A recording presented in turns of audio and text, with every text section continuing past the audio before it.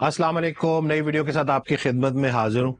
یہ بھی ذرا سی سخت ویڈیو ہے، برداشت کر لیجئے گا، لیکن اس ٹاپک کے اوپر بات کرنا بہت زیادہ ضروری ہے۔ میرے کئی سالوں کا تجربہ ہے اور میں اس نتیجے پہ پہنچا ہوں کہ 90% جو میں بات کر رہا ہوں نا انہی لوگوں سے کر رہا ہوں اور یہی مسئلہ چل رہا ہے۔ 10% جو ہے وہ ایکسیپشنز ہیں، اس کی بات ہم نہیں کریں گے کیونکہ ہم نے مسئلے کے اوپر، اس کے حل کے اوپر بات کرنی ہے۔ میں نے یہ دیکھا ہے کہ بہترین خواتین جو ہیں، بیویاں، وفادار، نیک، صابر، ان کو انتہائی خطرناک شوہر ملے، بلکہ میں بولوں گا بھیانک، بے وفا، حدود کو کراس کرنے والے، اپنی حد میں نہ رہنے والے، اذیت دینے والے زبان سے، ہاتھ سے، اور اسی طرح سے 90% جو اچھے مرد ہیں، بہترین مرد ہیں، وفادار، با کردار، ان کو انتہائی ناشکری بیویاں ملی۔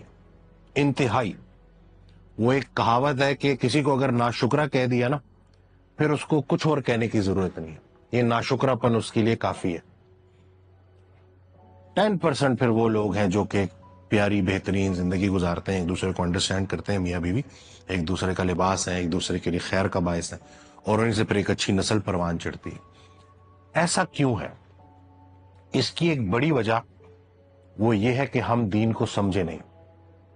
ہم نے دین کو عبادات کا نام دے دیا، جبر کا نام دے دیا، اور اصل معنوں میں جو نبی کریم صلی اللہ علیہ وسلم کی واضح حدیث ہے، جس کا مفہوم ہے کہ ایک صحابی نے ان سے پوچھا کہ بہترین دین کون سا ہے، تو ارشاد فرمایا کہ جس میں آپ کی ہاتھ اور زبان سے لوگ محفوظ رہیں۔ تو اگر ہمارے معاشرے میں ایک آئیڈیل میاں بیوی کیسے زندگی گزارتے ہیں وہ کسی نے دیکھا ہی نہ ہو، یہی جو آج کل شادی کر کے ایک دوسرے کو گلے سے پکڑا ہوا ہے نا، اور ایک دوسرے کو چوک پہ ذلیل کر رہے ہیں، تو کسی زمانے میں یہ بچے تھے اور ان کے والدین بھی یہی کر رہے تھے۔ باپ عزت کرنا سکھاتا ہے عورت کی، تو اگر باپ نے اپنی بیوی کی عزت نہیں کی تو کل کو اسی کا بچہ بڑا ہو کر دوسری کی بیٹی کی کیا عزت کرے گا۔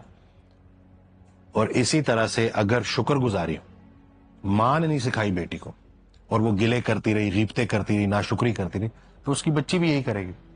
تو یہ جو شادی ہے نا، یہ زندگی کا سب سے بڑا فیصلہ ہے، اور اگین ہمیں چیزوں کو سمجھنا ہوگا، ہمیں میرج کاؤنسلنگ کی طرف جانا ہوگا۔ مجھے بڑی خوشی ہوتی ہے کہ جب میاں بیوی اکٹھے آتے ہیں اور وہ ڈسکس کرتے ہیں اپنے ایشوز، انا کے گھوڑے پہ جو سوار ہوئے ہوتے ہیں اسے اتر کے آتے ہیں اور مانتے ہیں کہ بھائی میں غلط ہوں۔ غلط راستے پہ ہونے کا احساس ہی صحیح ہونے کی دلیل ہے۔